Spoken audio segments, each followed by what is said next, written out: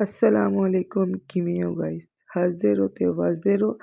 ਰੱਬ ਤੁਹਾਨੂੰ ਦੇਵੇ ਢੇਰੋਂ ਖੁਸ਼ੀਆਂ, ਆਮੀਨ ਸੁੰਮਾ ਆਮੀਨ। ਅੱਜ ਆਪਾਂ ਕਿਚਨ ਬਾਏ ਫਾਤਮਾ 'ਚ ਬਣਾਵਾਂਗੇ ਕਲੇਜੀ, ਪੋਟਾ, ਦਿਲ, ਚਿਕਨ ਦੀ ਆਪਾਂ ਨੇ ਨਾ ਚੀਜ਼ਾਂ ਬਣਾਉਣੀਆਂ ਵਾ। ਠੀਕ ਆ, ਬਹੁਤ ਹੀ ਮਜ਼ੇ ਦੀ ਚਟਖਾੜੇਦਾਰ ਬਣੀ ਸੀ ਆਪਣੀ ਹਾਂਡੀ ਤੇ ਆਪਾਂ ਬਣਾਉਂਦੇ ਹਾਂ ਤੇ ਤੁਹਾਨੂੰ ਰੈਸਿਪੀ ਸ਼ੇਅਰ ਕਰਦੇ ਹਾਂ। ਬਿਸਮਿਲ੍ਲਾਹਿਰ ਰਹਿਮਾਨਿਰ ਰਹੀਮ।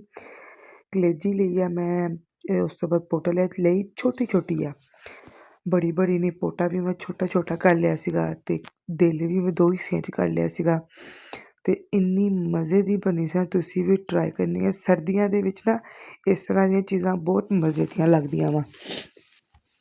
ਬੱਚਿਆਂ ਨੂੰ ਬਣਾ ਕੇ ਦਿਆ ਕਰੋ, ਬਹੁਤ ਅੱਛੀ ਮਤਲਬ ਬੱਚਿਆਂ ਵਾਸਤੇ ਹੁੰਦੀ ਹੈ ਕਲੇਜੀ। ਥੋੜ੍ਹਾ ਜਿੰਨਾ ਕੁਕਿੰਗ ਆਇਲ ਲਿਆ ਵਾ, ਉਹਦੇ ਵਿੱਚ ਮੈਂ ਨਾ ਐਡ ਕਰਤੀ ਆ ਇਹਦੇ ਵਿੱਚ ਕਲੇਜੀ ਅਤੇ ਪੋਟਾ, ਜੋ ਵੀ ਆਪਣੀ ਹਾਂਡੀ ਬਣਾਉਣੀ ਆ ਆਪਾਂ ਨੇ ਉਹ ਐਡ ਕਰਤੀ ਆ। ਉਸ ਤੋਂ ਬਾਅਦ ਇਹਨੂੰ ਥੋੜ੍ਹਾ ਜਿਹਾ ਕੀ ਨਾ ਕਲਰ ਚੇਂਜ ਕਰਨਾ ਵਾ ਅਤੇ ਇਹਦੇ ਵਿੱਚ ਆਪਾਂ ਨੇ ਐਡ ਕਰਨਾ ਵਾ ਲਸਣ, ਅਦਰਕ ਅਤੇ ਹਰੀਆਂ ਮਿਰਚਾਂ ਦਾ ਪੇਸਟ। 5 ਮਿੰਟ ਵਾਸਤੇ ਮੈਨੂੰ ਸਟੀਮ ਦਿੱਤਾ, ਦੇਖੋ ਥੋੜ੍ਹਾ ਕਲਰ ਚੇਂਜ ਹੋ ਗਿਆ। ਉਸ ਤੋਂ ਬਾਅਦ ਇਹਦੇ ਵਿੱਚ ਆਪਾਂ ਮਸਾਲਾ ਐਡ ਕਰ ਦਾਂਗੇ ਅਤੇ ਉਹ ਐਡ ਕਰਕੇ ਫਿਰ ਮੈਨੂੰ 5 ਮਿੰਟ ਵਾਸਤੇ ਦਮ 'ਤੇ ਦਿੱਤਾ ਵਾ। 15 ਤੋਂ 20 ਮਿੰਟ 'ਚ ਨਾ ਮੇਰੀ ਹਾਂਡੀ ਬਿਲਕੁਲ ਹੀ ਤਿਆਰ, ਨਾਲ ਖਮੀਰੀ ਰੋਟੀ ਇੰਨੀ ਮਜ਼ੇ ਦੀ ਰੈਡੀ ਹੋਈ ਸੀ ਨਾ। ਤੁਸੀਂ ਵੀ ਇਹ ਰੈਸਿਪੀ ਜ਼ਰੂਰ ਟਰਾਈ ਕਰਨੀ ਹੈ ਅਤੇ ਮੈਨੂੰ ਜ਼ਰੂਰ ਆਪਣਾ ਨਾ ਵਿਊ ਦੇਣਾ ਵਾ ਕਿ ਬਾਜੀ ਬਹੁਤ ਮਜ਼ੇ ਦੀ ਬਣੀ ਸੀ। ਉਸ ਤੋਂ ਬਾਅਦ ਮੈਂ 1 ਪਿਆਲੀ ਭਰ ਕੇ ਟਮਾਟਰ ਦੀ ਉਹ ਐਡ ਕਰਤੀ। ਇਹਨੂੰ ਵੀ 2-3 ਮਿੰਟ ਵਾਸਤੇ ਦਮ ਰੱਖਿਆ ਵਾ ਅਤੇ ਇਹ ਵੀ ਆਪਾਂ ਨੇ ਦਮ ਜਦੋਂ ਚੱਕਿਆ ਵਾ ਅਤੇ ਫਿਰ ਇਹਦੇ ਵਿੱਚ ਆਪਾਂ ਨੇ ਮਸਾਲੇ ਐਡ ਕਰਨੇ ਆ।